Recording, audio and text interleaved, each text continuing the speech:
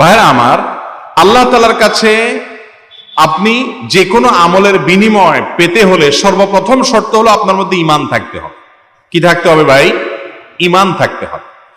ঈমান থাকার পর যে কোনো ভালো কাজ যদি আপনি ইখলাসের সাথে করেন, ইখলাস মানে কি? শুধু আল্লাহর কাছ থেকে বিনিময়ের আশা করেন, অন্য কোনো ধান্দা না থাকে, এবং সেই কাজটা যদি আপনি সুন্নত অনুসরণ করে করেন, নবী করিম সাল্লাল্লাহু আলাইহি ওয়াসাল্লামের হাদিস এবং সুন্নাহর আলোকে করেন, এই তিনটা শর্ত থাকলে আপনার যে কোনো আমল আল্লাহ কি করবেন? কবুল করবেন।